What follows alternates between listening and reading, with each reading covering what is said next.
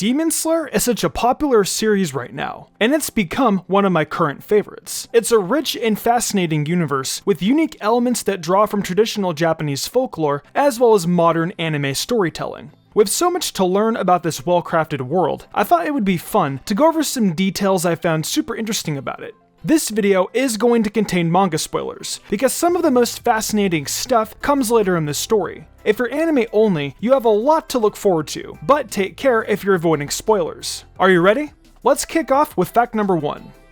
The name Kamado comes from the word for a traditional stove powered by charcoal. Both the stove and its name comes from Korea, being originally called Gama. This charcoal-related name refers to the Kamado family's job, as we see in the first episode when Tanjiro goes selling charcoal in the nearby town. This is called an occupational surname, where the name indicates the occupation of the family. It exists in English too, with names like baker, smith, potter, and so on.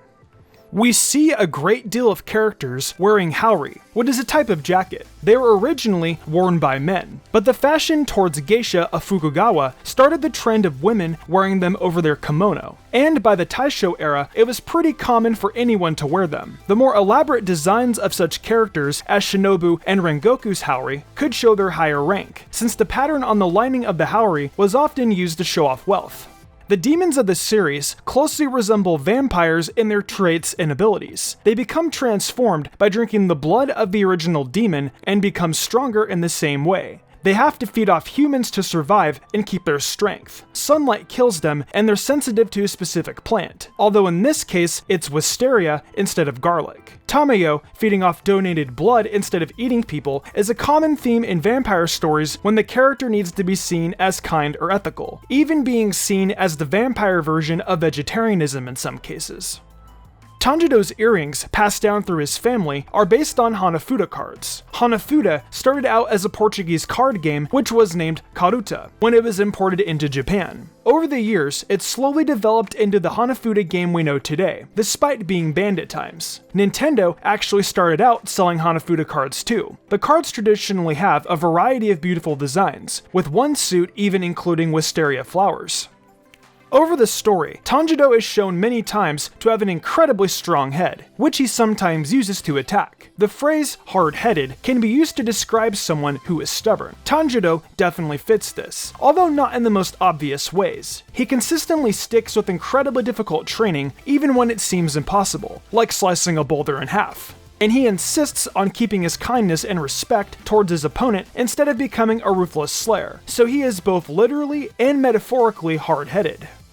Urokodaki makes masks for his students, and he himself wears a Tengu mask. Tengu are powerful beings like demigods in Shinto and Japanese folklore. Originally, they were thought to be birds of prey, and eventually became a more human shape, but they kept the long nose to look like the beak of a bird. Tengu masks are used in No theater, which has many different types of masks to show all the different characters, thought to be due to the actors wanting to emphasize the beauty of the theater form by hiding their own imperfect faces.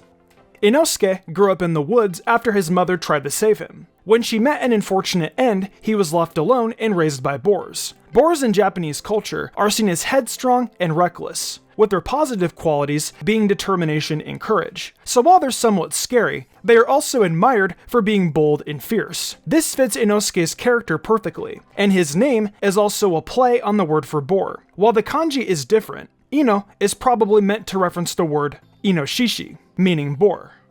Demon Slayer is set during the Taisho period, which was an era that lasted from 1912 to 1926. It was a time of modernization, with such things as department stores and magazine coming into fashion. Western-style clothing was becoming more popular too, and we can see this in Demon Slayer when Tanjiro first goes to Tokyo in the Asakusa arc. He's blown away by how modern the city is, and this reflects the difference between rural and urban life at this time. Cities, of course, became modernized much more quickly than the countryside.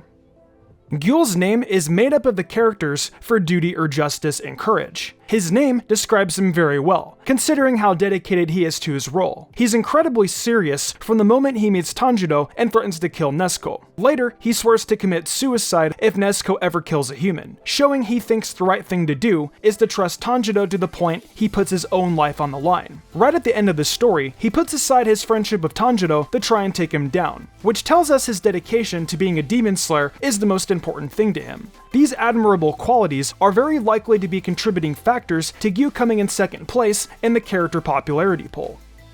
The connections between siblings is one of the biggest themes in Demon Slayer. We see, of course, the Kamado siblings, Tanjiro and Nezuko, but there's also Genya and Sanemi, Rengoku and his younger brother, Senjuro, and Kanae and Shinobu, to name a few. On the demon side, we have Daki and Gyutaro, as well as the Spider Demon family. Yorichi Sujikuni and his twin, Michikatsu, are an important part of the story too, bringing the theme even more intensely. Not only are they twins, but one becomes a demon and the other a demon slayer.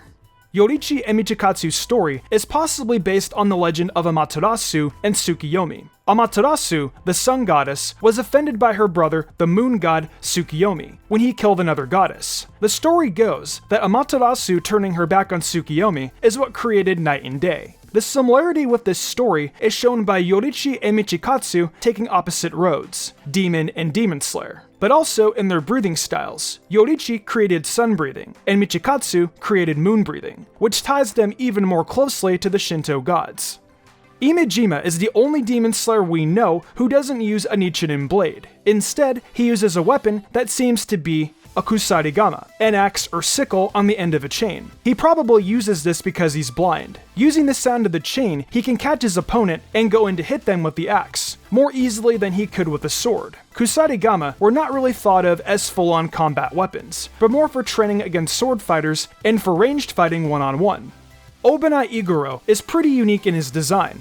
He has heterochromia, which means his eyes are two different colors. In real life, this is a condition that less than 1% of the population have, and it's way more common in animals. You're most likely to come across a dog or cat with two different colored eyes. Iguro also had his mouth cut to resemble a snake, and he looks like the Kuchesa Keona, a terrifying folklore figure who might cut your face if you don't face her question in the correct way. Much like Iguro, she also covers her mouth so you can't see her sliced smile. Shinobu's design is themed around the butterfly. Her surname means butterfly, and she's the insect Hashira, with plenty of butterfly motifs in her costume. In many cultures, the butterfly is seen as the departed souls of loved ones who have been able to spend the afterlife in a carefree and joyful existence, flying around the world as beautiful creatures. This might reference Shinobu's family who were killed by demons, as she is always surrounded by their departed souls in the butterfly-themed costume. She can't let their deaths go, which gives her intense anger and determination as a demon slayer. The Nichiren blades used by the Demon Slayer Corps are an interesting detail throughout the story. The name translates to sun blade, hinting at the origin of breathing techniques in sun breathing. They're obviously linked to breathing in some special way because they will change color depending on the breathing type used by their owner. A black blade is supposed to be unlucky, but a black blade is the color of the sun-breathing user. The idea that it's a bad omen probably comes from sun-breathing being related to awakening the Demon Slayer mark, and those who awaken the mark are said to only live to 25, so this was all foreshadowed from the moment Tanjiro received his first Nichiren blade.